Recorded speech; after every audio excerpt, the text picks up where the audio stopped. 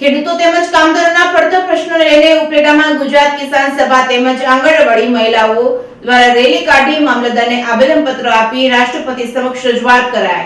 દેશમાં હાલ ખેડૂતો અને કામદારો પોતાના હક અને અધિકાર માટે કેન્દ્ર સરકાર સમક્ષ આંદોલનના માર્ગે જઈ રહ્યા છે, ત્યારે ઘણા સમયથી ખેડૂતો કામદારો મજૂરોની પડતર માંગો સરકારે વાયદા કરીને પણ પૂરી કરી નથી। આ ખેતી પ્રધાન દેશમાં ઘણા ખેડૂતો અને મજૂરોની રોજગારી ફક્ત ખેતી ઉપર જ હોય છે। હાલના સમયમાં ખેડૂતો અનેક સમસ્યાઓથી ઘેરાયેલા છે। અતિવૃષ્ટિ, વાવાઝોડા, કમોસમી વરસાદ અને કુદરતી આફતોથી ખેડૂતોને ખૂબ મોટી નુકસાની વેઠવાનો વારો આવે છે। ઉપરાંત ખેત પેદાશો ઉત્પન્ન કરવા માટે ખાતર, બિયારણ, જંતુનાશક દવાઓ, ડીઝલ તેમજ ખેતી માટે ઉપયોગમાં આવતા ઓજારો આ તમામ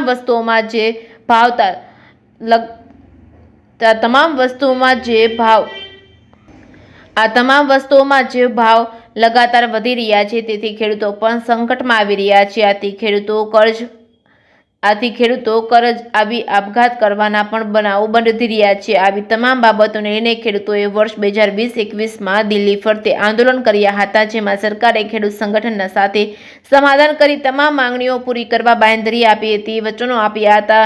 તે મુદ્દાઓ પર હાલ સુધી કોઈ કાર્યવાહી કરવામાં નથી આવી। ત્યારે ફરી એકવાર ખેડૂતો અને કામદારોએ ગુજરાત કિસાન સભા સાથે મળી મુખ્ય માર્ગો પર રેલી યોજી ઉપલેટા મામલતદારને આવેદનપત્ર પાઠવી દેશના રાષ્ટ્રપતિ સમક્ષ ખેડૂતોની લાગણી અને માંગણી અંગે જાણ કરી હતી। ખેડૂતોના અને કામદારોના પડતર પ્રશ્નો હલ કરવાની અપેક્ષા સાથે રજૂઆત કરાઈ હતી।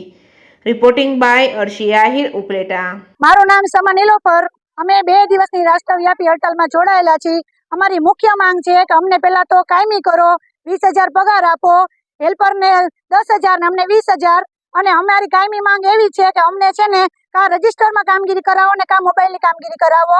અને અમને છે ને જે ગ્રેચ્યુટી આપી છે ને એ હજી અમને મળી નથી ઘણા બહેનોને।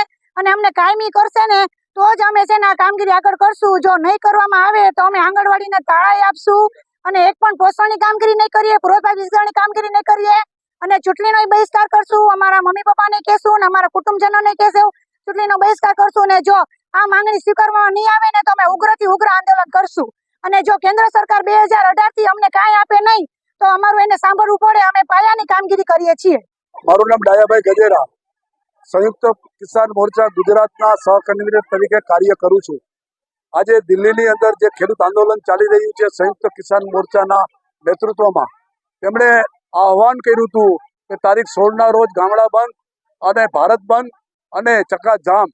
અમે રાજકોટ જિલ્લાના ઉપલેટામાં કાર્યક્રમ કર્યો છે અને આ કાર્યક્રમથી સરકાર સમક્ષ માંગ કરી છે કે સરકારે 2021માં ખેડૂતો સાથે કરેલ સમાધાનનો અમલવારી કરી નથી, એ અમલવારી કરે, ખેડૂતોને ટેકાના ભાવ માટેનો કાયદો બનાવે, ખેડૂતોના કરજા નાબૂદ કરે, ખેડૂતો અને ખેતમજૂરોને પેન્શન આપે, વીજળીનું ખાનગીકરણ બંધ કરે અને ખેડૂતોના જે કહેવાતા અનેક પ્રાણ પ્રશ્નો છે એ બાબતે સરકાર ખેડૂતોને આપે।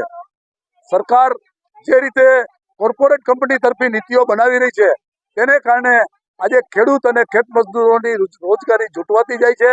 ખેડૂતો કરજદાર બનતા જાય છે ગામડાના અને ખેત મજૂરો કરજદાર બનતા જાય છે। આ તમામમાં આજે આપઘાતનું પ્રમાણ વધી ગયું છે અને વધી જવા પાછળનું મુખ્ય કારણ છે એ ખેડૂતોને જે ટેકાના ભાવ મળવા જોઈએ, સ્વામિનાથન સમિતિએ જે ભલામણ કરી હતી અને એના ટેકાના ભાવ મળવા જોઈએ એની સરકાર અમલવારી કરતી નથી। અને કૃષિ વૈજ્ઞાનિક સ્વામિનાથનજીને આજે ભારત રત્નનો એવોર્ડ આપે છે। ભારત રત્નનો એવોર્ડ આપ્યો એની અમને ખુશી છે, પરંતુ સરકારે ભારત રત્નના જે એવોર્ડ જેને મેળવ્યો છે એ સ્વામિનાથનની ભલામણનો અમલ કરે અને દેશની ખેડૂતોની હાલત સુધારવા માટે કામ કરે, એ જ આજની અમારી માંગ છે।